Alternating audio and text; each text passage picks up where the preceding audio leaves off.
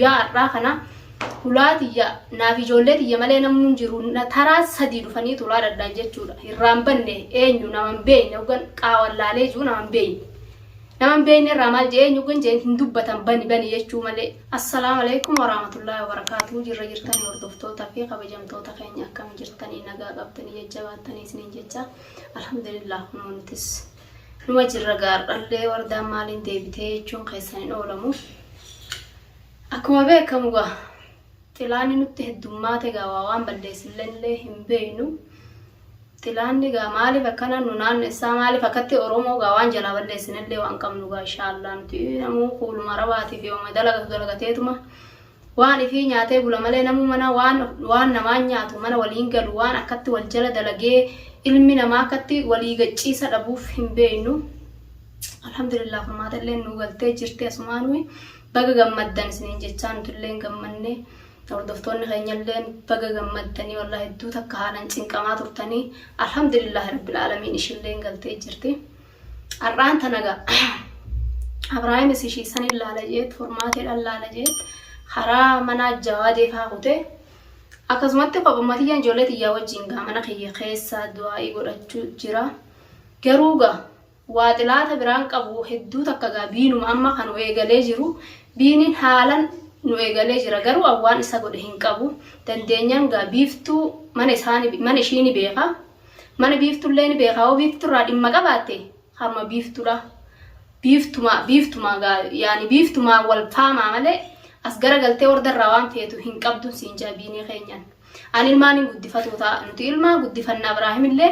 yoo duraan walitti jibdanii jiraattanillee biiftunillee haasiheerumtu Infuune Abrahaam amma durani khairaan qabu wanni nu barbaaddu hin jirtu jechuudha nuti dalagataa biyyaa baane malee dubbii dalagu biyyaan baane nuti waa yaa'ee nurra dhaabdu hin jirtu arraan tana guyyaa har'aa kana hulaatiyya naaf ijoolleetiyya malee namni hin jiru taraa sadii dhufanii tulaa daddaan jechuudha. Hirraan banne eenyu nama hin beekne yookaan qaawwallaalee jiru nama hin beekne irraa maal jee eenyu kun jee hin dubbatan bani jechuu malee nama dhiirati dhalallee miti nama dhiirati maaliif hulaatumanii gaa nuti hin beeknu. Hijira Abrahaam hinjiru narraa yaa jeenitiin oofe taraa takkas ammallee ni deebi'an lammata hinjiru narraa deemaa jeetiin oofe ammas sadaffaa deebi'anii asii hulaana irratti tumanii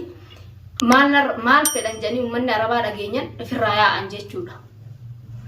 Biinii malee hinjiru namni biraa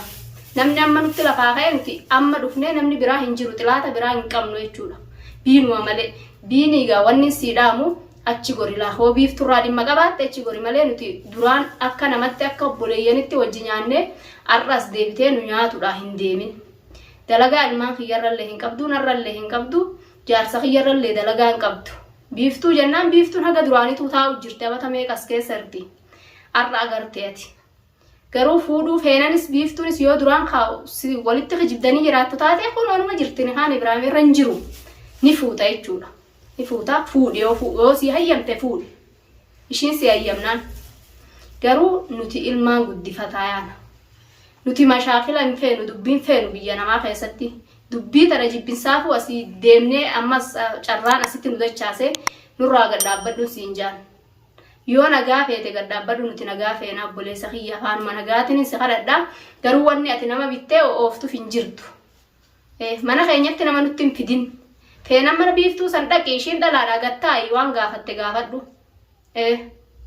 Ilmi namaa diinan taane Oromoodha wanni wal nyaatanii nama hin beeknen wal halaakaniif hin jirtu. Tanan siidaama obboleessa kiyyaanii garuu Oromoo isinillee quba qabaadha'anii wanni takka yoo nurra hageessu taate ilmaan kiyyarrallee wanni takka qunnamtu taate biinii malee namni biraa hin jiru.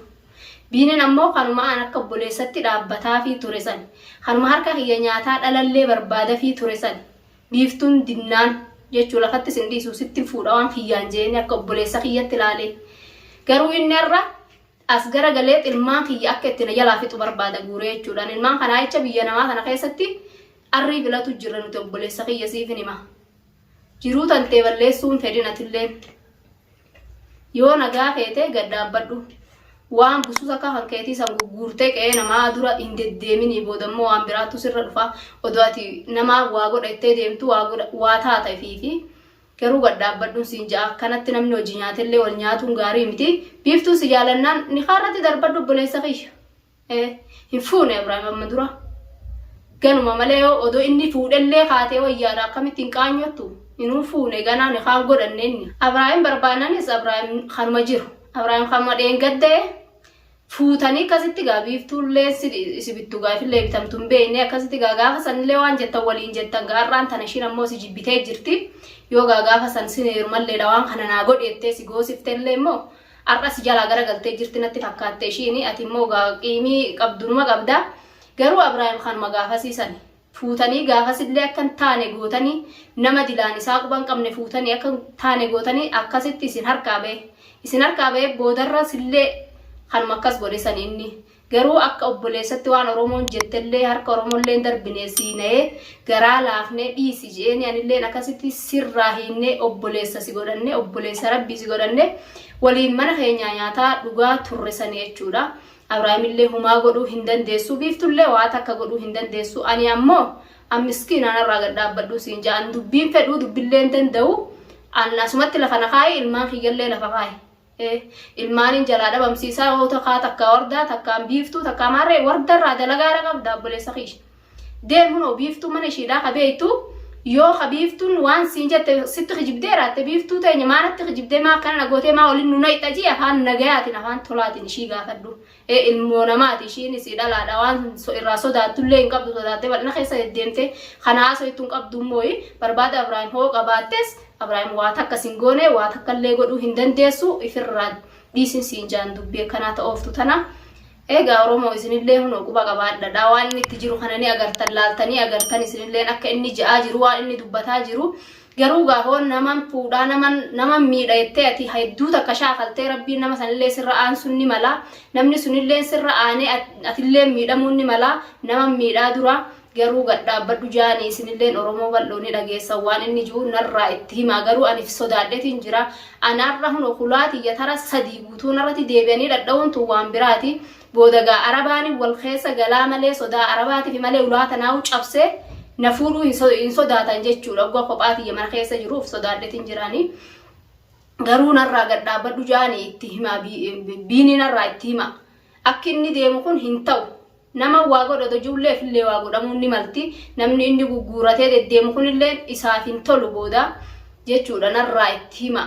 gad dhaabbadhu wanni akkanaatuun sin baaftuu dubbiin akkanaatuun sin baaftuu garuu namni sobaan deemee dhugumaa namni yoo dhugumaan deeme dhugaan nama baafti malee sobne dubbii kijibaat akkanumatti lafaa fuudhanii deemantuun hin taatu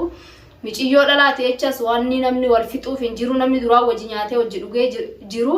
ishiinis taa'utti jirti waa Ibrahim hin fuune yoo fedhes haa fuudhu biinin anammoo akka sababa ishiitinis biiftuun isaa dhageessu akka sababa keetillee biiftuu teenyaan akka obboleetti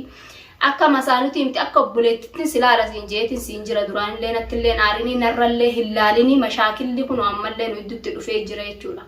duraanu akkuma naafi si itti addaan muru barbaadee jira malee biinin waa jaalalaa miti tuni otoo si jaalatee duraan si fuudha ture garuu amma isaa jechallee addaan hin muramnu nuti isaa jechallee addaan hin muramnu akkuma obboleeyyanitti wallaallaan sitti dhufaatillee natti dhuftaa garuu immoo dhiirti lamaan siif jecha akka mashaakila walitti hin goone atillee dubbadhu itti yoo duraan wanni jettu jiraatte yoo duraan wanni xiqqollee taatu itti kijibdellee jiraatu taate obboleessa kiyya gaafas akkasiin jee akkana jee dhugaa rabbii itti himi yoo feetellee gaatillee heeruma dhugaadha inni abbaa ilmaanillee miti ilmaanillee qabuu dardara Ibrahim irrallee isuma sii wayyaa'u jechuudha garuu ammoo ati Ibrahimin jaaladhee irraa du'a hoo jettee gaa isallee amma gara itti galtee duraan waan jettuun jiraatte ifirraaga ansin fedhu na jala gad dhaabbadhu jee dhugaa rabbii dhugaa gatteessisi itti himi laayyaami waan duraan wajji jettan san guutuu itti himi gatteessisi kana jiini keessa adda baase dubbiin hin ifneef natti fakkaata isa dubbii ibsiif garuu tanaa jechallee naafatillee waliin dhabnu ani akkuma duraanii ta'e natti anis sitti dhufaatis natti dhufta tanaa jecha garuu gaa mashaakila hin seennu ilmaan guddifanna nuti obboleetti tiyyaatillee biiftuu tiyya qaalii kan tanan siidhaama jechuudha biini narraa itti dubbadhu narraa gorsisilaa ati dhalaadha jaarsallee hin qabdu animmoo jaarsan qabaa ilmaan hin qabaa an hogga ulaati yerra dhiirti biraa deddeemtu hin ta'u jechuudha ati dhugaadha dhufellee siin mari'atuu ni danda'a mari'adhuuni akkana obboleessa kiyyaa gad dhaabbadhu jiini nurraa dhugaa rabbiitti minsiin jaatilleen Oromootii wanni dhaammadhu tanuma biinittis narraa itti himaadha hanga khairin isni deebu. Assalamu alaikum warahmatullahi wabarakatuh.